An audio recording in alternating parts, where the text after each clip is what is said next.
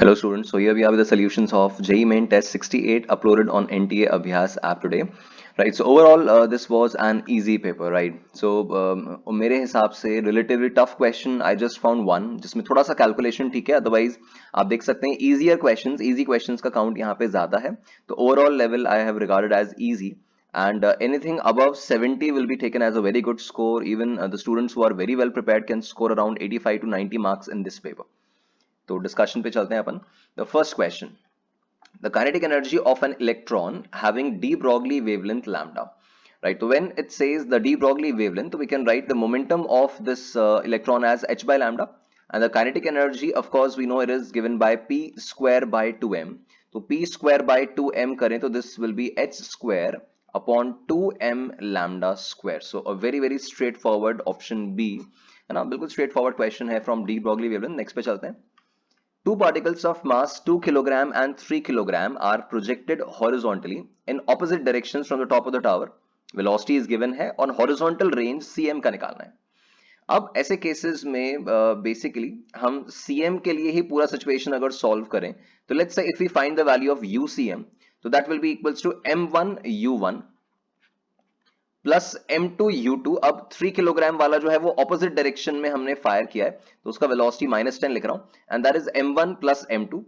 तो आपका UCM जो यहां से आएगा that UCM it comes out as -4 metres per second. Now -4 metre per second का मतलब है कि उसका वेलोसिटी 3 किलोग्राम जिस तरफ थ्रो किया है उस डायरेक्शन में ही आ रहा है. अच्छा, then since horizontally thrown projectile है तो टाइम ऑफ फ्लाइट जो होगा that will be 2h/g under root. तो 2h/g अंडर रूट में h का value we are given 39.2 and g if we take 9.8. तो अकॉर्डिंगली आपका टाइम ऑफ फ्लाइट जो आ रहा है दैट इज 2√2 seconds. तो once we have evaluated UCM we can treat it as an independent point particle, right? CM को हम एक independent point particle मान सकते हैं. तो ऐसे केस में the range, the horizontal range delta x, it is equals to uxt plus half axt square. We are applying second equation in x direction, that delta x will be the range. Ux का value is 4, minus तो direction के लिए है, ux is 4 and time is 2√2, so this comes out as 8√2 meters. अब ये 8√2 meters कौन सी direction में है? जिस डायरेक्शन में 3 किलोग्राम थ्रो किया था, बिकॉज इस सीएम का इनिशियल स्पीड उसी डायरेक्शन में था, माइनस डायरेक्शन में था. तो this is 8√2 in the direction of 3 kilogram. तो इट्स अ गुड क्वेश्चन, यहाँ पे अच्छा कॉन्सेप्ट अप्लाई हुआ है सेंटर ऑफ मास से रिलेटेड. नेक्स्ट पे चलते हैं.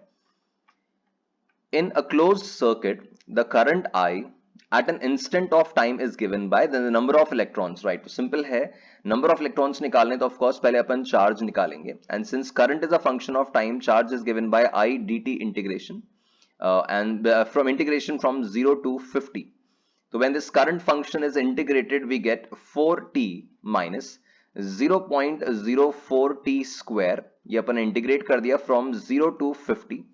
When limits are substituted, this becomes 200, right? This becomes 200 minus this is 0.04 and this is 2500. So accordingly this comes out as 100 coulomb. अब हमें it says the number of electrons flowing in 50 seconds. So number of electrons निकालने हैं. The number of electrons will be this total charge upon the basic electronic charge. So this is 100 upon 1.6 into 10 to the power minus 19. तो overall इसको solve करेंगे तो ये 6 point something आएगा और 10 to the power 20 का फैक्टर बनेगा जो ऑप्शन बी में ही दिख रहा है. तो जस्ट एक जनरल अप्रोक्सीमेशन से आप सॉल्व कर सकते हैं, आपको एग्जैक्ट आंसर की नीड नहीं है, आप जनरल अप्रोक्सीमेशन से मैनेज कर सकते हैं. Overall an easy question. Next पे चलते हैं. तो again it's a familiar circuit. The 5 identical resistors each of resistance 1500 are connected to this.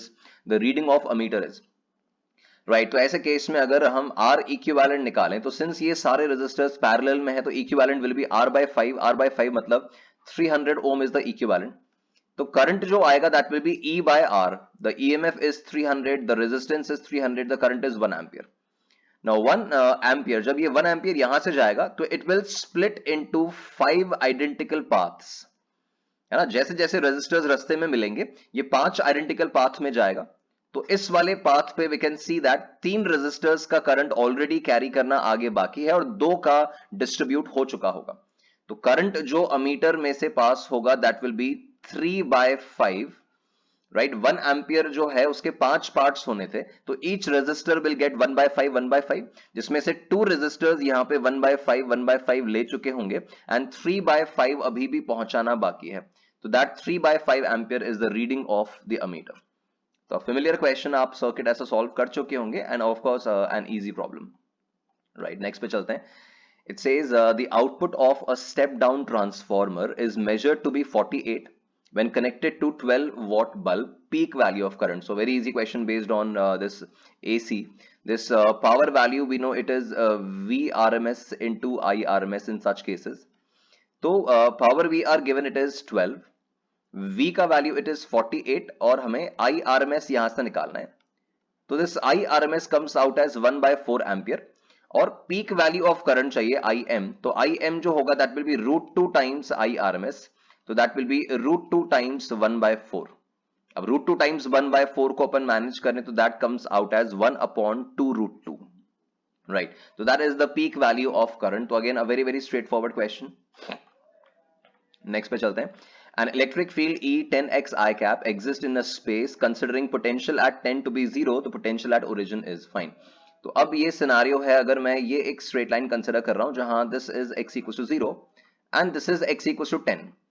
आप देखिए ये जो y कोऑर्डिनेट गिवन है इसका यहां पे कोई रोल नहीं है, because electric field is only in x direction. तो y कोऑर्डिनेट ये 20 मीटर्स का कोई रोल नहीं है, मैंने x कोऑर्डिनेट्स मार्क किए। अब x इक्वल्स टू 10 पे पोटेंशियल 0 है और इलेक्ट्रिक फील्ड जो है वो आई कैप डायरेक्शन में है। We know that electric field always points from higher towards lower potential. तो यहां जो पोटेंशियल होगा, मतलब potential at x equals to 0 will of course be greater than the potential at x equals to 10। ठीक है, तो सारे आंसर्स, अपने आंसर जो आएगा वो पॉजिटिव वैल्यू आएगा बिकॉज पोटेंशियल 0 पे ग्रेटर है। तो we know that delta V जो होता है the magnitude it's given by E D X integration, minus वगैरह आता है फॉर्मूले में, मैग्नीट्यूड निकाल रहे हैं because we are already clear कि x इक्वल्स टू 0 पे पोटेंशियल ज्यादा है। तो E D X integration is 10x dx का integration from 0 to 10, x coordinate 0 से 10 वेरी कर रहा है, तो this comes out as 5x square. Limits अपन प्लेस करें तो this overall value will be equals to 500 volt. तो again straightforward formula based question था, तो डी ऑप्शन यहां पे 500 आ रहा है। तो application of delta V equals to EDX, since non uniform field थी तो ईडीएक्स इंटीग्रेशन से सॉल्व करना होगा। Next question. A non conducting ring having a uniform linear charge density lambda. तो एक रिंग हम कंसिडर कर रहे हैं जिसका लीनियर चार्ज डेंसिटी लैम्डा दे रखा है, it's non conducting. Angular speed omega से ये रोटेट कर रहा है अबाउट दिस सेंट्रल एक्सिस और मैग्नेटिक फील्ड सेंटर पे निकालना है।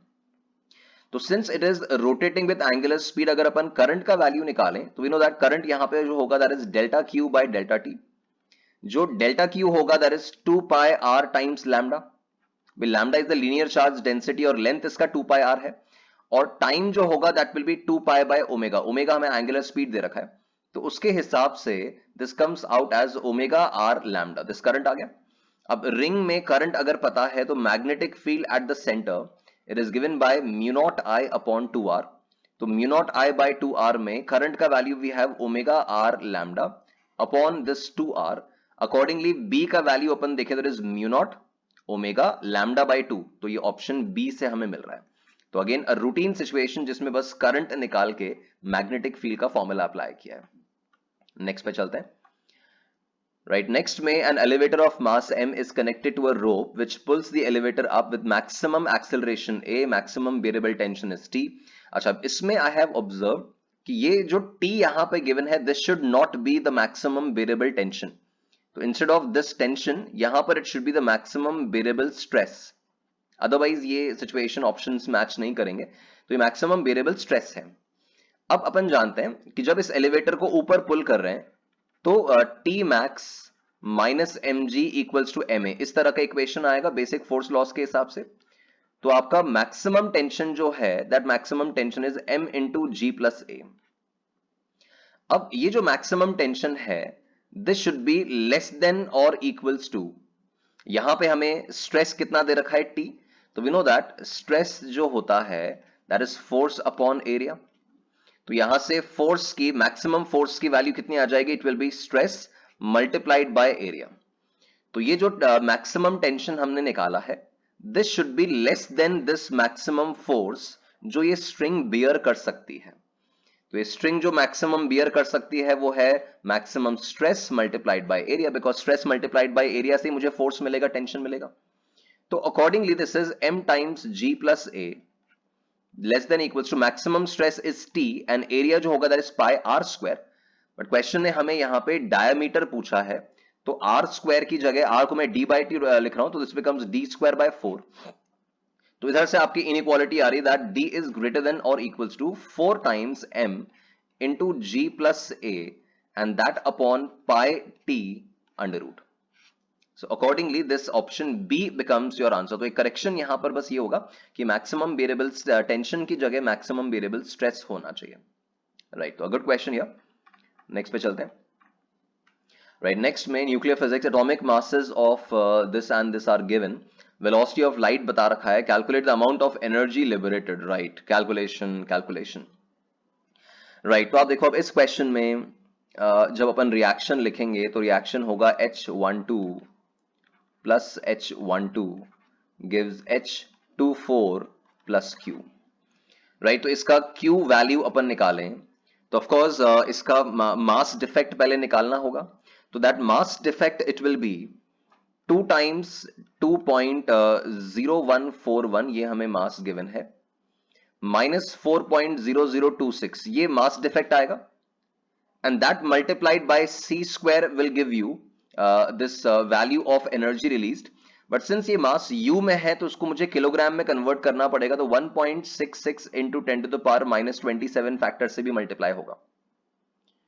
तो ये जो वैल्यू आएगा this is basically for 2 nuclei, right. और क्वेश्चन ने हमें कहा है when 2 moles of H12 to form 1 mole of this, तो ओवरऑल Q नेट जो आपको मिलेगा that will be this mass defect. This mass defect is 0.0256, that multiplied by 2.998 into 10 to the power 8 का स्क्वायर है ना, ये c स्क्वायर हो गया, that multiplied bye 1.66 into 10 power minus 27, और मोल्स के लिए देखना है तो 6.023 इंटू 10 टू द पावर 23। तो कैलकुलेशन थोड़ा टीडियस है, बट इसको कैलकुलेट करोगे 10 की पावर वगैरह पे मैनेज करोगे तो that comes out as 2.3 into 10 to the power 12 joule. तो क्वेश्चन ओवरऑल इजी है बट कैलकुलेशन डेफिनेटली डिमांडिंग है। तो मैंने मास डिफेक्ट निकाला, उसको किलोग्राम्स में कन्वर्ट किया, सी स्क्वायर से मल्टीप्लाई किया, तो वो एक रिएक्शन का एनर्जी मिला, और हमें मोल्स में दे रखा था तो मैंने 6.023 मतलब एवोगैड्रो कांस्टेंट से मल्टीप्लाई किया है to find the net energy. Alright, तो नेक्स्ट क्वेश्चन पे चलते हैं इसमें। Right, next question says the position and velocity of a particle executing SHM। और SHM का क्वेश्चन है, टाइम जीरो पे पोजीशन और वेलोसिटी गिवन है, centimetre and centimetre per second, angular frequency दे रखा है and the amplitude. So very very straightforward question. We know that velocity as a function of x जो होता है SHM में, that is v equals to omega into under root of A square minus X square. Of course ध्यान होगा आपको formula. अच्छा, units पूरा consistent है बिकॉज लास्ट में आंसर भी सेंटीमीटर्स में ही देना है, तो नो कन्वर्जन इज रिक्वायर्ड। तो v is 8, omega is 2 into under root of A square minus X square, A हमें फाइंड आउट करना है, एक्स स्क्वायर दिस इज 3, ये 9 आ गया। तो squaring both sides we get A square minus 9 equals 16। तो आपका ए स्क्वायर 25 आ रहा है, तो दैट ए का value comes out as 5 centimetre. तो a very very easy question based on just a formula. Next पे चलते हैं। Right, silver has a work function of 4.7, ultraviolet light of wavelength given is incident on its stopping potential इतना required है to stop the photo electrons, और अगर lambda 200 होगा तो stopping potential क्या होगा, right। तो first case में जो energy incident किया, it is hc by lambda, it is 1240 upon lambda 100 है, so that comes out as 12.4 electron volt। अब सेकेंड केस में इट सेज लैम्डा जो है वो डबल कर दिया, 100 की जगह ये 200 कर दिया लैम्डा, तो लैम्डा डबल करेंगे तो एनर्जी हाफ हो जाएगा, तो half it will be 6.2 electron volt. तो सेकेंड केस का एनर्जी इतना है। Now applying E equals to 5 plus K max, we can see that K max जो आएगा that will be the 6.2 minus 5, 4.7 है, दैट इज 1.5 इलेक्ट्रॉन वोल्ट। तो K max अगर 1.5 है तो स्टॉपिंग पोटेंशियल वैल्यू जो आएगी that will be just 1.5 volt. तो that is given in option D, right. Fine. तो just a basic application of photoelectric effect, a very very easy question. Next पे चलते हैं. Right now, this one is a good question here. Two infinitely long wires, lambda minus lambda, हमें दे रखा है. Potential difference between points A and B is. Now, अब इस case में we know that potential difference में हमारे पास wire का potential निकालने का कोई डायरेक्ट फॉर्मूला अभी तो है नहीं. अपन इलेक्ट्रिक फील्ड के थ्रू अगर चलें तो लेट्स से मैं कोई भी जनरल डिस्टेंस x कंसिडर करता हूं. यहां से कोई जनरल डिस्टेंस x पे कोई पॉइंट लेता हूं. तो ऑफकोर्स यहां से जो डिस्टेंस होगा that will be d minus x. तो the electric field at that point x, it will be of course given by 2k lambda by r. तो ये 2k lambda by x left वाले wire की वजह से 2k lambda by x towards right because वो positive wire है, और minus lambda की वजह से उस पॉइंट पे जो फील्ड आएगी वो भी टुवर्ड्स राइट होगी, टुवर्ड्स द वायर होगी बिकॉज ये नेगेटिव वायर है. तो उसी में फील्ड ऐड हो रही है, तो it's 2k lambda upon d minus x. तो ये इलेक्ट्रिक फील्ड आ गई. Now we know that delta v जो होता है magnitude, that potential difference it is e dx का integration from the initial point towards the final point. तो हमें वो पोटेंशियल डिफरेंस ही निकालना है. तो that delta v will be equals to 2k lambda, common ले लेते हैं, अंदर we have 1 by x plus 1 upon d minus x. इस पूरे का हमें इंटीग्रेशन करना है. अच्छा, लिमिट्स जो आएंगी अपन देखें लेफ्ट हैंड साइड से. The first point is at a distance a and the second point is at a distance d minus b. Left वाले वायर से देख रहे हैं तो लिमिट्स जो आएंगी that will be a to d minus b. तो it will be d minus b. Right now that delta v जब इवेलुएट करेंगे तो इसमें 2k लैम्डा जो है दैट्स कांस्टेंट, ये तो अलग रहा. फिर 1 बाय x का integration we have ln x, और लिमिट्स जो यहां पे आएंगी it will be a to d minus b plus 1 upon d minus x का जो इंटीग्रेशन होगा that will be minus ln of d minus x, और इसमें जो लिमिट्स रहेंगी that will be again a to d minus b. ये अपने limits वगैरह रखी. अब उसके हिसाब से दिस इज 2k लैम्डा. इसमें लिमिट्स प्लेस करें तो एक बार वो d माइनस बी और वो प्लेस करेंगे तो it will be ln d minus b upon a. ये तो फर्स्ट टर्म में हो जाएगा लिमिट प्लेस करने के बाद, माइनस इसके अंदर लिमिट्स प्लेस करेंगे, x की जगह d माइनस बी रख रहा हूं तो ये b बच रहा है, और एक बार a रख रहा हूं तो ये d माइनस a बच रहा है.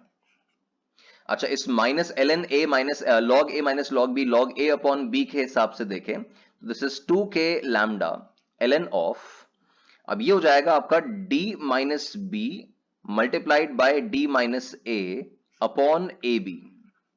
ठीक है, और इसको अपन ऑप्शन से मैच करें तो ये ऑप्शन ए में आपको मिल रहा है. k को आप 1/4 लिख दोगे, उसके हिसाब से ऑप्शन ए में मिल रहा है. So overall it's a good question जहां पे आपका concept delta we potential difference वाला कॉन्सेप्ट यूज हो रहा है, मैथमेटिकल पार्ट भी यूज हो रहा है. तो it's a good question, relatively good question. Next पे चलते हैं. Prism is made up of material of refractive index √2. The angle of prism is a.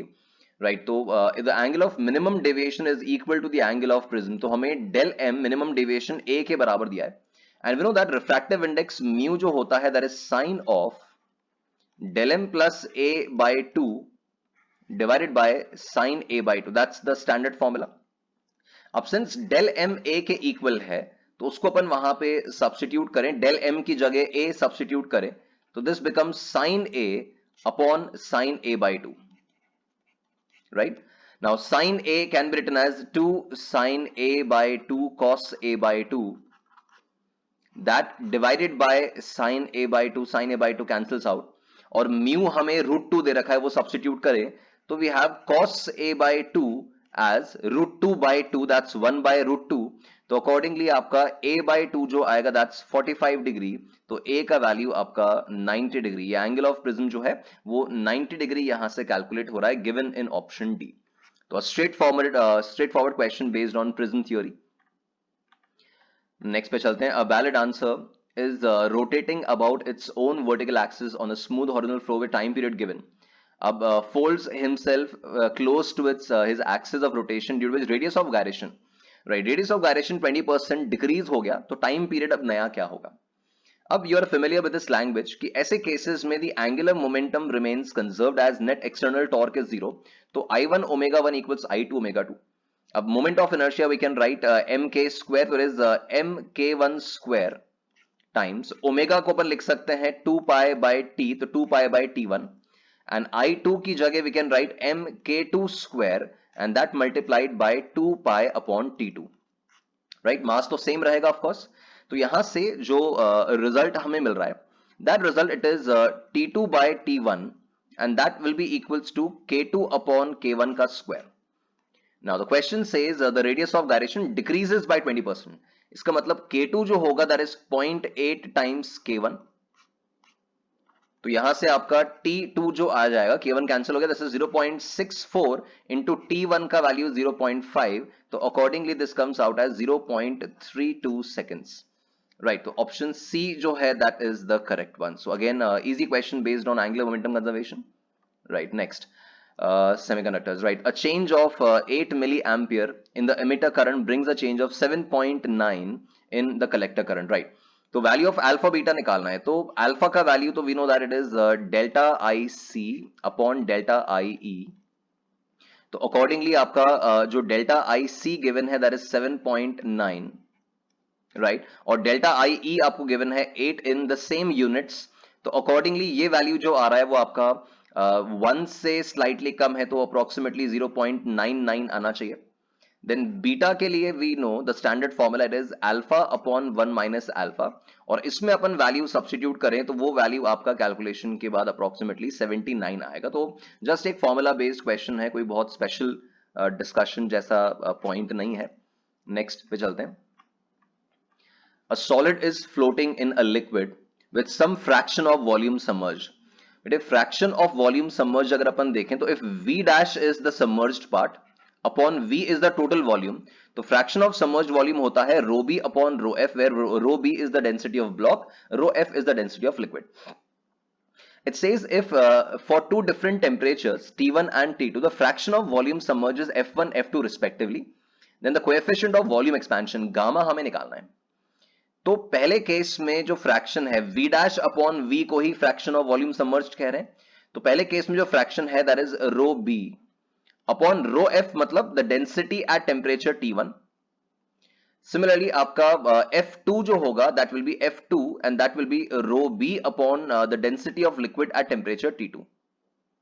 भाई ब्लॉक का डेंसिटी चेंज होगा नहीं, it says that the expansion of solid is negligible, तो block का density वही है। तो यहां फ्लूइड का डेंसिटी T1 पे आ रहा है, उधर T2 पे आ रहा है। So if we evaluate this fraction F1 upon F2 अगर रेशियो ले लें तो that comes out as rho T2 upon rho T1, ठीक है। Now since we know that density जो है that is mass upon volume, तो डेंसिटी आपके वॉल्यूम के इनवर्सली प्रोपोर्शनल है इन द टू केसेस।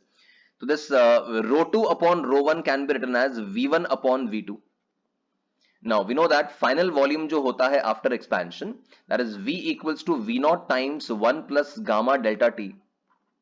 तो accordingly V1 can be written as V0 times 1 plus gamma T1 and similarly V2 को लिख सकते हैं अपन V0 times 1 plus gamma T2, right? V0 cancel हो गया, क्रॉस मल्टीप्लिकेशन के बाद we have F1 plus F1 gamma T2 and that will be equals to F2 plus this F2 gamma T1. When simplified you give this gamma as F1 minus F2 divided by this F2 T1 minus F1 T2, right? So that is the situation and this is given in option A. तो option A में हमें ये detail given है। तो again अच्छा question है but it's not that difficult। next पे चलते हैं। The focal length of a mirror is given by this formula, then the maximum relative error, right? तो relative error के लिए पहले अपन f का ये वाला वर्जन लिख देते हैं। We know that f is uv upon u plus v। अब ऐसे केस में जब relative error निकालना होता है we know that delta f by f, ये यहां u और v मल्टीप्लीकेशन में है तो it is delta u by u plus delta v by v upon u plus v denominator में है, बट मैक्सिमम एरर निकालना है तो ये भी ऐड होगा, तो plus delta of u plus v upon u plus v। Now delta of u plus v जो ये लिखा हुआ है it can again be further written as delta u plus delta v, उसको स्प्लिट कर सकते हैं। तो उसके हिसाब से देखें तो delta u by u plus delta v by v plus delta u upon u plus v and delta v upon u plus v, तो ये डी ऑप्शन से मैच कर रहा है। तो स्ट्रेट फॉरवर्ड एरर एनालिसिस का क्वेश्चन है। कि आप एरर एनालिसिस में रिलेटिव एरर वाला कॉन्सेप्ट अप्लाई करें, and here is your answer, here is the solution. Right, next. Two Polaroids A and B are placed with their Polaroid axis 30 degree to each other. A plane polarized light passes through the Polaroid A. Already polarized है, तो कोई intensity reduction नहीं है. And after passing through it, the intensity becomes I naught. Even वो भी बता दिया. अच्छा, सेकंड वाले का जो एक्सिस है वो पहले वाले से 30 डिग्री पे है, तो सिंपल है, आपका I डैश जो होगा that will B I not cos square 30. तो this will I not into √3/2 का स्क्वायर कर रहा हूं, तो ये 3/4 टाइम्स आई नॉट आ रहा है, विच इज 0.75 आई नॉट. तो a very very easy question based on polarisation, 0.75 I naught आ गया. नेक्स्ट पे चलते हैं. Right, next question. Standing waves are produced by the superposition of these two waves. Right, तो ऐसे केस में we know that standing wave की equation निकालने के लिए हमें इन्हें ऐड करना होता है.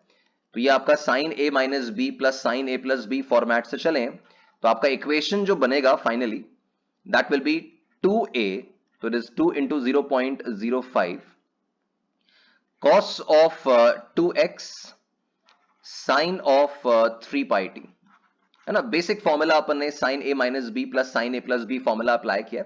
अब इसमें भी नो दैट जो एम्पलीट्यूड पार्ट है वो ये वाला है, this part is representing the amplitude, right. So this a dash is equals to 0.1 cos 2x. The question says we need to find the amplitude at x equals to 0.5. तो substitute that x equals to 0.5. तो 0.5 यहां substitute कर रहा हूं, तो ये 1 आ रहा है, 1 रेडियन. 1 radian is 57.3 degrees. तो ये cos 1 रेडियन मतलब 57.3 degrees 0.45. So this is 0.1 into 0.54. So this comes out as 0.054 meters, right. 0.054 meters आ रहा है, which comes out as 5.4 centimeters. तो ये आपका बी ऑप्शन जो है वो आंसर दे रहा है. तो again a straight forward question based on standing wave. तो आपको पहले स्टैंडिंग वेव की इक्वेशन बनानी थी और उसमें एम्पलीट्यूड में x का वैल्यू 0.5 सब्स्टिट्यूट करके एम्पलीट्यूड निकालना है. ओवरऑल इजी क्वेश्चन था. Two men with weights in ratio given and the time taken to climb up the staircase दे रखा है, and ratio of power, ठीक है. तो पावर वैल्यू जो है that's work done upon time, upon P1 by P2 लिख रहे हैं, तो वर्क डन तो हो जाएगा mgh, तो m1gh हाइट दोनों बराबर चल रहे हैं upon T1 and that divided by this m2gh upon T2. So this will be equals to m1 upon m2 multiplied by T2 upon T1. अच्छा, मास का जो रेशियो है वो वही वेट का रेशियो ही होगा 4/3 and T2 by T1 is 11/12. तो उसके हिसाब से आपका रेशियो जो आ रहा है दैट इज 11/9. तो a very very straightforward question, straight away it's option D 11/9. Next पे चलते हैं. Says 5 equal point charges with charges given. ये सब इस लोकेशन पे रखे हैं, परमिटिविटी दे रखा है, and we need to find the potential at x equal to 0. Right, अगर पोटेंशियल x इक्वल टू 0 पे निकालना है तो इन सब के डिस्टेंसेस हमें दे रखे हैं 2, 4, 5, 10, 20 और मीटर्स में ही है. तो potential we know that point charge का इट्स kq/r, तो ऐसे kq/2 मीटर हो जाएगा. दूसरे वाले का इट्स kq/4. फर्दर आपका चार्ज kq/5 डिस्टेंस पे है, एक kq/10 डिस्टेंस पे है, दूसरा 20 डिस्टेंस पे है. तो इन सब में kq अपना कॉमन आ जाएगा. So we have 1/2 plus 1/4 plus 1/5, then 1/10 plus 1/20. ये सब ऐड हो रहे हैं. अच्छा, एलसीएम लेकर अपन सॉल्व करें तो आपका 20 एलसीएम आ रहा है, और उस कैलकुलेशन के हिसाब से ओवरऑल दिस इज 22/20, राइट. तो this comes out as 11kq upon 10. अब kq का वैल्यू प्लेस कर दें तो 11/10, k is 9 into 10 to the power 9. q जो है that is 10 nanocoulomb, तो this is 10 into 10 to the power minus 9. तो ये 10 by minus 9, 10 by 9 cancel हो गया. This is 90/10, 9 into 11, it is 99 volt. तो ये आपका 99 volt is the answer for potential at the origin. Simple calculation है कि मैंने जस्ट kq/r सबके लिए लिखा और टोटल पोटेंशियल निकालने के लिए ऐड कर दिया. राइट, नेक्स्ट पे चलते हैं. Two stations A and B are 110 kilometer apart on a straight line. One train starts from A at 7 a.m. travels towards B at 20. Another train B वो 8 a.m. पे start किया, speed given है. Then how many hours after the start they will they meet other train which is coming from B, right? तो आप देखिए first train जो है वो 7 a.m. पे चली और second train 8 a.m. पे चली. तो in that 1 hour duration the distance covered by train A is of course speed into time, 1 hour duration और उसकी speed दे रखी है 20. तो ट्रेन ए ने 20 किलोमीटर ऑलरेडी कवर कर लिया अकेले, अभी तब तक बी तो मूव ही नहीं किया है. तो ऐसे केस में जो डिस्टेंस रिमेनिंग है दैट इज जस्ट 110 टोटल था इनके बीच में गैप. 20 ए ने अकेले ट्रेवल कर दिया तो डिस्टेंस रिमेनिंग इज 90 किलोमीटर. तो अब रिलेटिव डिस्टेंस जो कवर करना है दोनों को मिलकर दैट इज 90. जो रिलेटिव वेलोसिटी है सिंस ऑपोजिट डायरेक्शन में जा रहे हैं तो 20 एंड 25 ऐड हो जाएंगे, ऑपोजिट डायरेक्शन में है तो ये 45 किलोमीटर पर आवर हो गया. तो that time taken is distance upon speed, it is 2 hours. तो 1 hour तक तो जो ए है वो अकेला ट्रैवल करता रहा और 2 hours दोनों ने कवर करके वो सेपरेशन फिनिश किया टोटल इन 3 hours. तो total 3 hours will be your answer, जिसमें 1 hour ए अकेला चला है और 2 hours दोनों ट्रैवल किए हैं. नेक्स्ट पे चलते हैं. Right, the rates of heat radiation from two patches of skin each of area A is differs by 2%. if the patch of lower temperature 300 है तो दूसरे का टेम्परेचर क्या होगा? Right, straight forward question. इसमें अपन देखें जो रेट ऑफ हीट जनरेशन होता है that is sigma e a t to the power 4. इसमें सिग्मा और ई तो कांस्टेंट है. अच्छा, इवन पैच एरिया जो है वो भी दोनों का सेम है. तो ऐसे केस में we can write H is directly proportional to T to the power 4.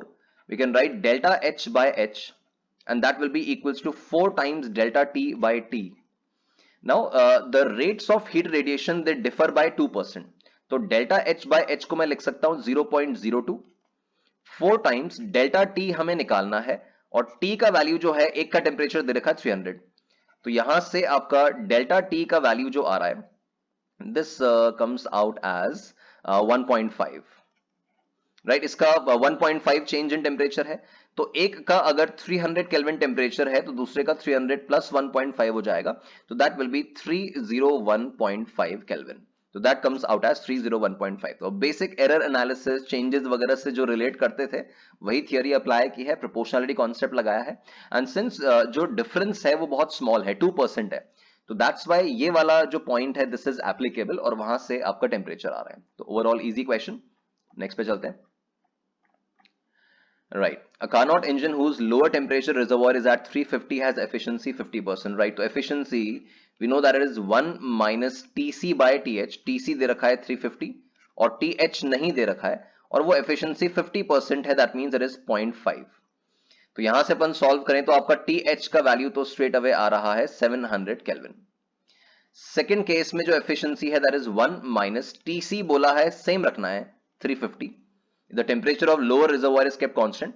तो हायर वाले को कितने से बढ़ाना होगा? तो लेट्स से इसको लिख देता हूं मैं कुछ TH डैश और एफिशिएंसी है 0.6.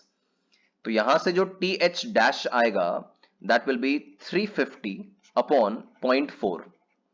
अब 350 बाय 0.4 जो आएगा that comes out as 875 kelvin. Right, तो 700 केल्विन ऑलरेडी था और 875 केल्विन बनाना है तो जो चेंज इन टेम्परेचर हमें लाना होगा that is 175 kelvin. So that is the answer related to this question. तो अगेन इजी क्वेश्चन है बेस्ड ऑन कार्नोट का फॉर्मूला. नेक्स्ट पे चलते हैं. राइट, नेक्स्ट में the density of a liquid contained in a tank of area given is this density. Then container is closed by a massless, frictionless and movable piston and there is a hole at the center. Right, E flux की theory आ गई है. तो अब ऐसे case में ये अगर मैं कंटेनर कंसिडर कर रहा हूं, इस कंटेनर में यहां पे अपन ने कोई मासलेस लिड लगा रखा है और ऊपर एक ब्लॉक भी रखा हुआ है of mass m. A load of 30 kg is placed on the piston and the height of this liquid is 75. ये हाइट हमें टोटल 75 दे रखा है तो 0.75 मीटर्स दे रखा है और इस जगह पे होल है, यहां पे अपन रेफरेंस मान लेते हैं. So if we consider this point as 1 और यहां पे अगर 0.2 ले रहे हैं और 1 और 2 के बीच में हम बर्नौली लगा रहे हैं, यहां पे फ्लूइड फिल्ड है, तो ऐसे केस में it will B P1 plus row GH1 plus half row V1 square and that will be equals to P2 plus rho g H2 plus half row V2 square. ये अपन Bernoulli apply कर रहे हैं दोनों के बीच में। अब P1 की जगह we will write P0 plus mg by A, because वो लोड भी रखा है और एटमॉस्फेरिक प्रेशर भी है और पिस्टन का मास नेग्लिजिबल है। रो जी H1 में वी कैन राइट रो का वैल्यू एज 1200, G का वैल्यू एज 10 और H का वैल्यू जो है दैट इज 0.75, 3/4। अच्छा, since area of the piston is very large, we can see area यहां पे 0.5 दे रखा है और ओपनिंग का एरिया नेग्लिजिबल है, तो हाफ रो V1 स्क्वायर में V की वैल्यू तो यहां स्ट्रेट अवे 0 कर सकते हो। देन राइट हैंड साइड पे P2 जो होगा that will be P0, since second को रेफरेंस माना है तो उसका H2 is 0 and plus half rho V square, तो half rho is 1200 and V square निकालना है। तो अकॉर्डिंगली P0 कैंसिल्स आउट, है ना, P0 दोनों तरफ कैंसिल हो रहा है। Then we have this calculation as mg, जैसे this is 600 v square, 600 v square and that is equals to mg by a। तो mg आपका हो गया 300, एरिया जो है that is 0.5 metre square plus this 0.75 is 3/4, ये मल्टीप्लाई किया तो ये 9000 आ रहा है। तो यहां से आपका v स्क्वायर का value this is 600, this is 9600 upon 600, accordingly this is 16 and v का वैल्यू आपका 4 मीटर्स पर सेकेंड बन रहा है। This is the final speed जिससे फ्लूइड बाहर आना स्टार्ट होगा। तो अगेन स्टैंडर्ड क्वेश्चन है आपकी ई-फ्लक्स थ्योरी पे, बर्नौली अप्लाई करनी है।